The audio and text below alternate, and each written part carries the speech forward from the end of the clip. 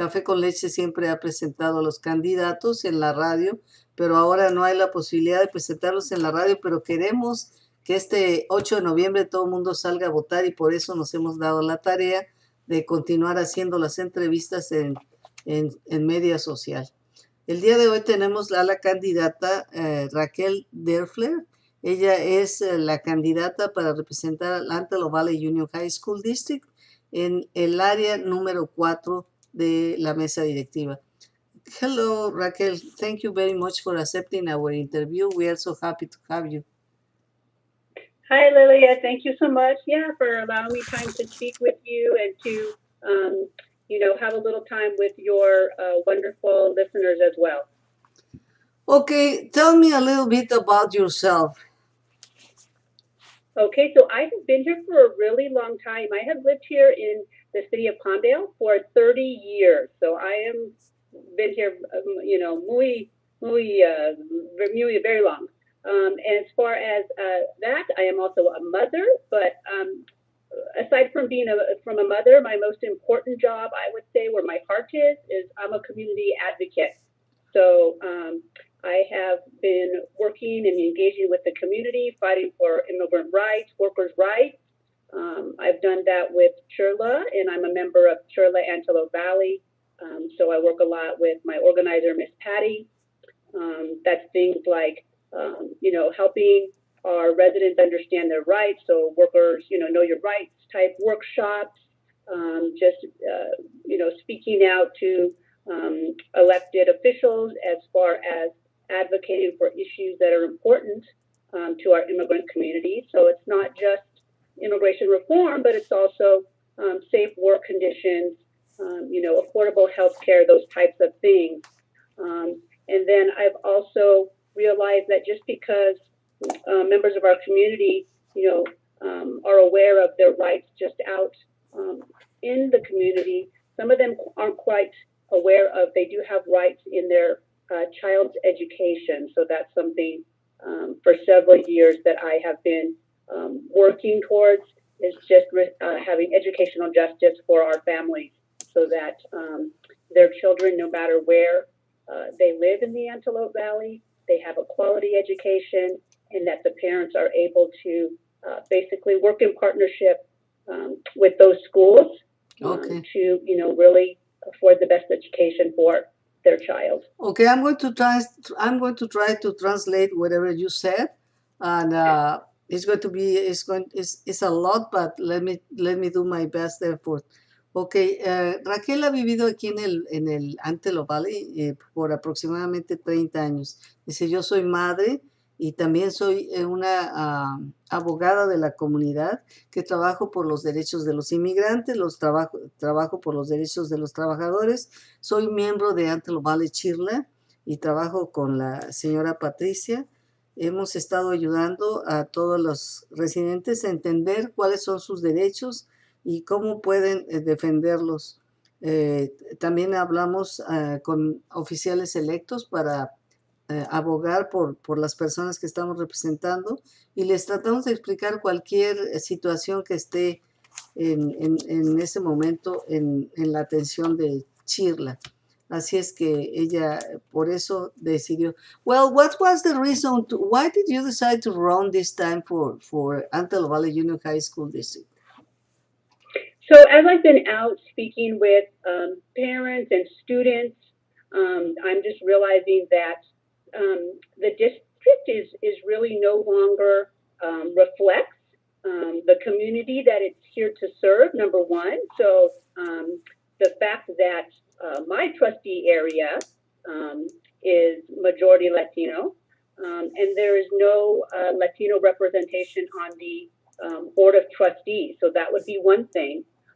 But as part of my work with striving towards educational justice, I attend those school board meetings regularly. So I see basically there's a disconnect between who's currently on the board and the members of the community, as far as there's a lot of instances where the board, it's almost as though parents and students coming to give their stories and to ask for help, it's almost as though they're a bother to the board members. And as a board member, you're responsible and you're a public servant. And so for that, and then just looking at the statistics in our district, they're not very good, and so something has to change. We have very high suspension rate here in our district, and then that translates into really with the people that are graduating, the students are graduating, they're not prepared for college. Espérame So tantito, ¿eh? the Palmdale High School, Ujú. that would be the school that I would be in charge of. So only less than 23% Ajá. of, excuse me, of graduates are actually ready for a college or a career. So Okay. something has to change so that we are having our students, able to basically go on and have the career or the college experience that they would like. As we know, we know that education is the key. It equalizes us no matter where you come from, no matter your background. With a good education, you're able to strive and get ahead. But if we are having students that are coming out not prepared for college or a career, they're not going to be able to obtain those goals. Raquel, I'm going to ask you to answer more in not so long because I cannot remember. Well, pero le preguntaba yo qué es lo que le decidió a ser candidato para la mesa directiva de la escuela preparatoria. Dice que esta área representa la escuela de Palmdale y dice que ella ha asistido periódicamente a las juntas de la mesa directiva para estar enterada y que ve que a veces los miembros de la mesa directiva se están exasperando con las conductas o con las preguntas que la gente tiene y que ella cree que la mesa directiva debería estar ahí para servir y ayudar a los estudiantes a que salgan mejores, porque ese es el propósito más importante de tener estudiantes que puedan desarrollarse y ser más tarde mejores ciudadanos. Oye, Raquel, wait a minute, I need to see the camera because okay, now it's better because you were having something in the face. So, what skills do you think that you need to become a good board member? So basically, the two things that the Board of Trustees are responsible for. So we are responsible for, they would be responsible for the hiring of the superintendent, the district superintendent who oversees the whole, all the schools. And then they're also responsible for the budget. So as far as my qualifications, I think that I'm able to, that I've been out in community and I know the challenges that the parents and students have. I think I would bring that understanding. So I feel like a board member needs to know kind of what's going on in community, like to hear the real things, not the packaged things that come when the schools come to present, in front of the school board, but to hear the reality. And then someone that's going to prioritize the needs of the students. We have a lot of, low-income students, foster youth, and special needs students that need that extra help to reach their academic goals. And they actually, the school district does get extra funds for that. So we need to make sure that those funds are going to what they're there for, to help those students, but also to have care for the teachers. We definitely here in the district, we don't have enough credentialed teachers, so that's putting a strain on teachers in the classroom. So a teacher sometimes has to wear 20 different hats, but if we have those supports for the teachers, whether it's the more counselors or more social workers to help students in those other areas, then the teachers are going to really be able to do what they're there for, which is to prepare, our children for college or a career.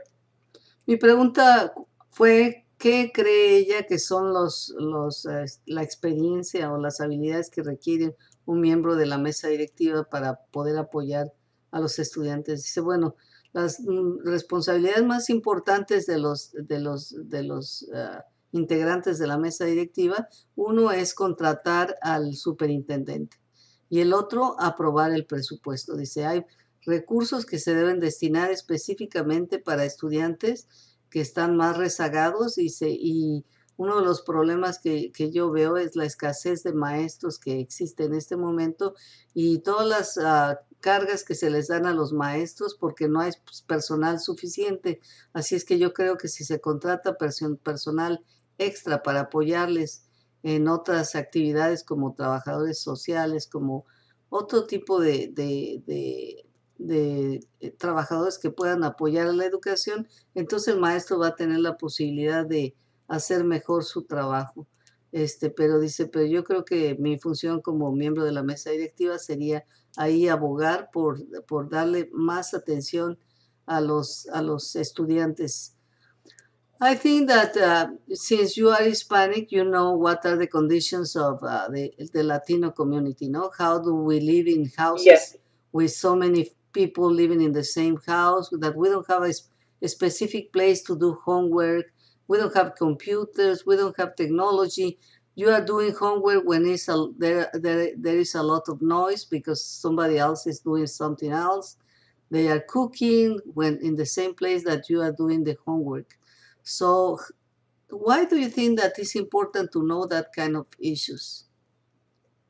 Because it's to understand that when a board member is making a decision, they have to make it with an understanding of the needs of that community, not what their experiences are. So I think right now a lot of the board members, they don't have the experiences that the Latino community has, so they're making their decisions based on how their life is. You're very correct. And another thing that I see is a lot of times the child might be first generation here, right? And so the parent may or may not be bilingual, but even when they are, a lot of times the parents are uncomfortable about speaking English in public, and so they're basically shut out from their child's education if the district is not providing things that is in Spanish as well.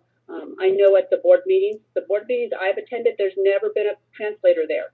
So how can that be when our district is majority Latino? How can there not be a translator at that school board meeting? Or the parent may feel uncomfortable coming to meet to have just anything as basic as a student-parent meeting, right? Because they're embarrassed that they may not understand what's going on, so they just don't go. And so they're not being able to really be engaged in the child's education. And then the child may see that as, but the parent doesn't think that it's important when it really is, right? So I think that we need to work more at making sure that our Latino community has all the supports they need for both student and parent to work together with the school for the child's education. Ella dice que está siendo candidato porque ve que el distrito escolar de preparatorias del Valle del Antílope tiene una mayoría de estudiantes hispanos y sin embargo no hay ningún solo miembro que los represente. Y estamos hablando de la importancia de conocer las condiciones en que vive una comunidad, una familia latina, porque es totalmente diferente. Entonces las decisiones, en su opinión, deberían de hacerse de acuerdo con las necesidades de la comunidad hispana. Pero dice, tenemos que entender, por ejemplo, que hay muchos padres que a pesar de que hablan inglés, pues les da pena expresarse en público. Yo he asistido a muchas de las juntas de la mesa directiva y nunca he visto que haya traducción de lo que se dice en las juntas. Yo creo que es importante que los padres sean entendidos. Dice, muchos de los padres están temerosos de ir a las juntas porque no entienden inglés, porque no entienden de qué se están hablando y se quedan apartados, se alejan totalmente de lo que está sucediendo en las escuelas y cómo les afecta a sus hijos. Por eso es importante que haya alguien que los represente y que pueda entender exactamente cuáles son las necesidades de la comunidad hispana para poder apoyarlos mejor. Why did you decide to run? What pushed you to take the opportunity to run? Really and truly, it is the parents and the students that I've met and the shocking stories I've heard. So no student should have to go to school with textbook that's 20 years old that they're held together with duct tape. Okay, we shouldn't have schools where water fountains aren't working, where the air conditioning isn't working, where students know that, hey, if I'm on the east side, my school's probably not as nice as the other part of town, right? It's supposed to be equal. So hearing those stories, it's like, yeah, I have to step up and try to do something so that, every child here, it does have that opportunity to succeed in life. Or the fact that not every child has the opportunity to take an advanced placement class or an honors class, right? They're not given that chance. So it's like I said, I've always been here for community, working only for community, and so I see it as that's my responsibility to try to do something to make it better and to provide that quality education for our students here in the Antelope Valley.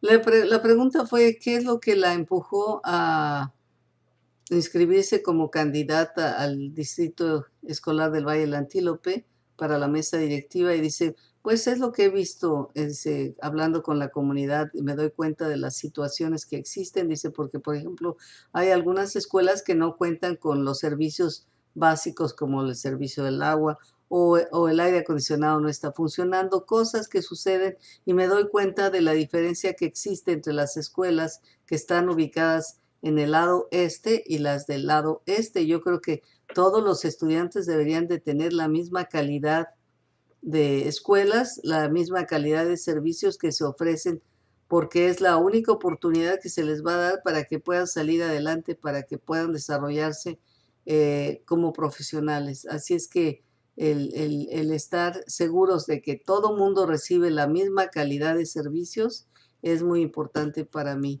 Así es que do you know how if you are elected, how are you going to be sure that the same schools have the same kind of services? How are you going to visit, or what are you planning to do? So yes, I do. Like I've heard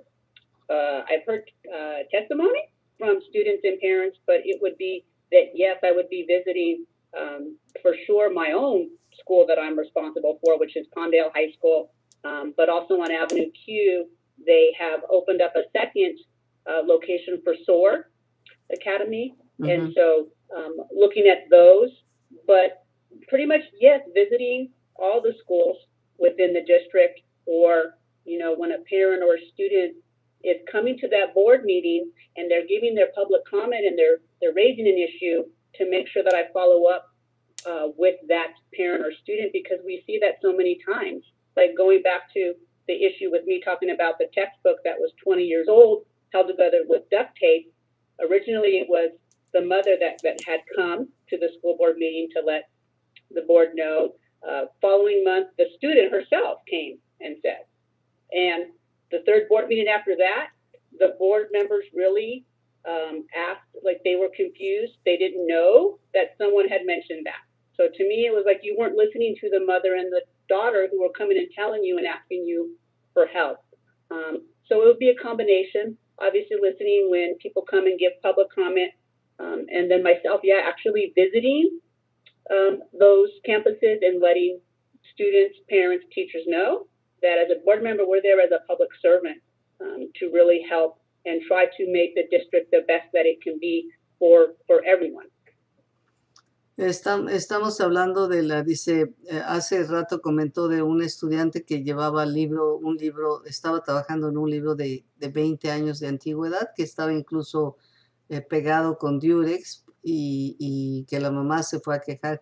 Dice que le digo, ¿cómo piensas hacer para comparar las escuelas, para asegurarte que la escuela en la que está en tu área tiene la misma calidad de servicio que tienen las otras demás escuelas? Dice, pues a mí me gustaría ir a visitar y ver exactamente en qué condiciones están todas las demás. Me gustaría tener contacto directo con los padres y los estudiantes para ver cómo van, y tratar de resolver los problemas que se plantean ahí en la mesa directiva, para que uno pueda tener la posibilidad de resolver los problemas de los que nos están hablando, pero sin duda alguna no es una tarea sencilla.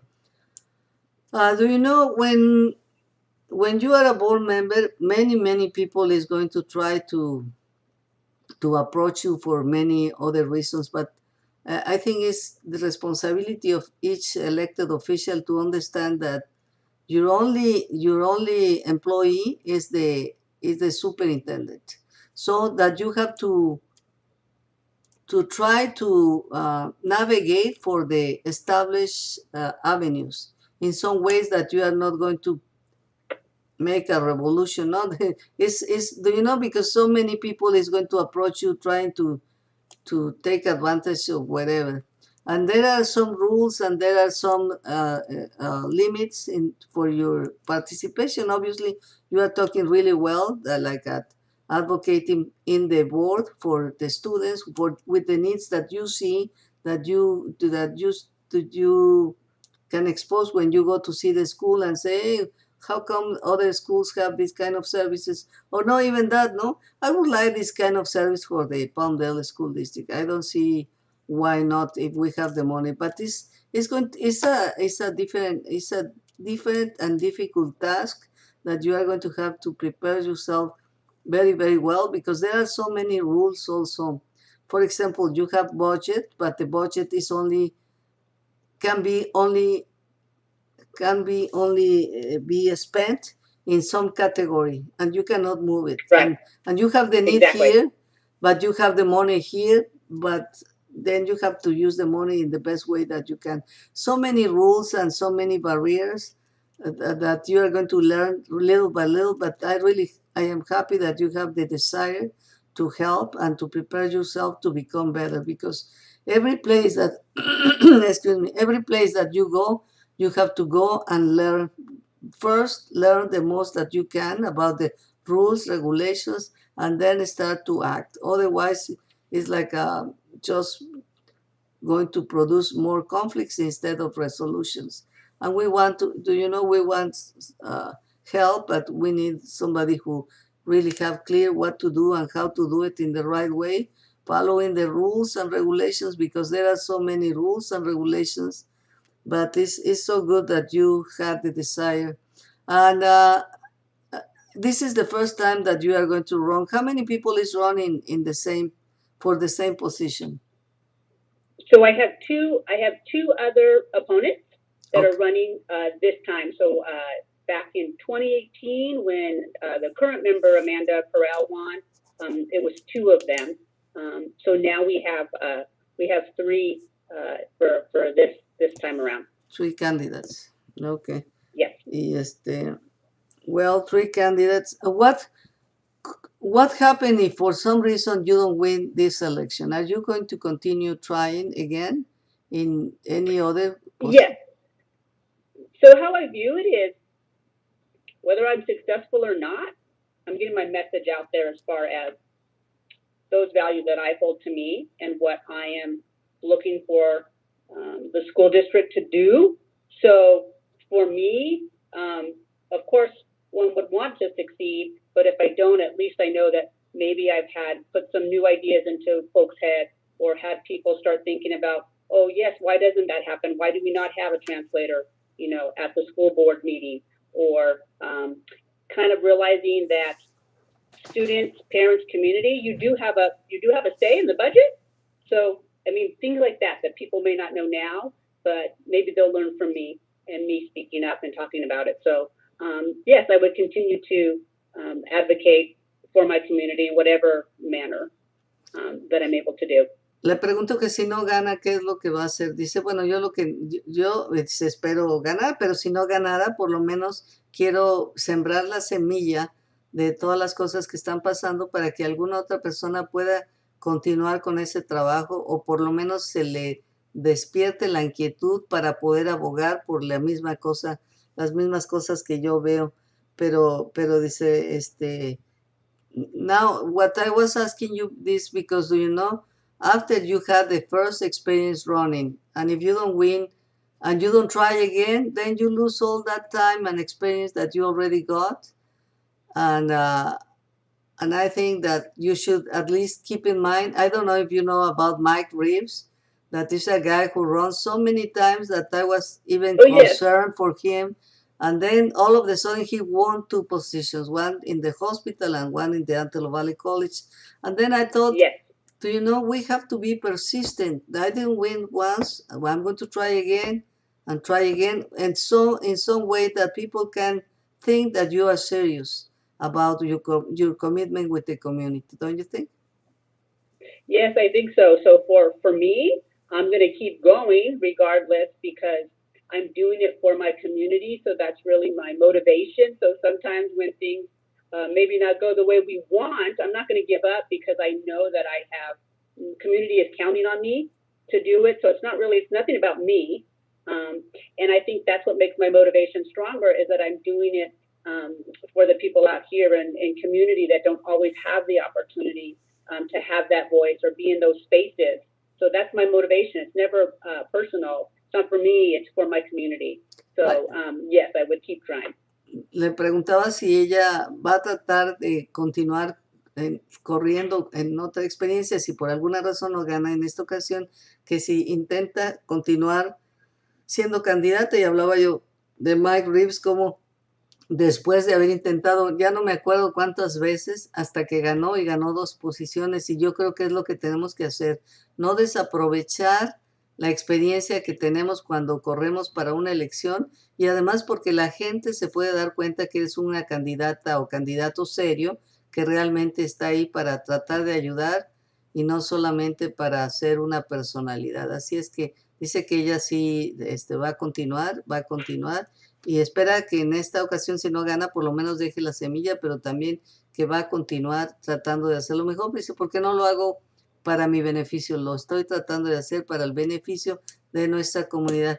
Do you know, I am so happy that every time we see more women and more Hispanics trying to represent us, because we are in a really terrible situation because we have nobody who represents us. And it's not because we want power, it's because we want people who knows how can they help all the community, because we are so many now, the Hispanics in the Antelope Valley. If we don't help them to go ahead, all the prices of our houses, of all the houses, are going to go down.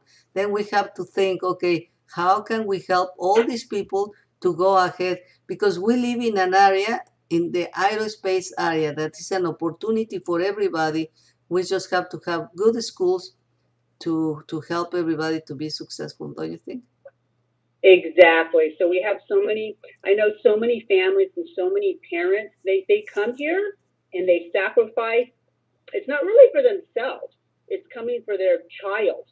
So when they come here to the Antelope Valley and they're thinking that I'm here to give a better life for my child, including a better education, then we better make sure that our schools are of a good quality. Like I said, no matter whether you live in Little Rock or if you live in Quartz Hill, you should expect that your child is going to have a good education and be able to succeed in life. Because, like I said, that's why a lot of our families, really all the women I've talked to working with Shirla, the best thing about America is their child has that opportunity. That's what they've all told me. It's never been about themselves. It's always been about their children.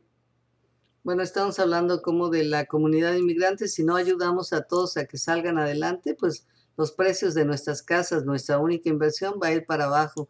Y hay muchísimas oportunidades para poder salir adelante.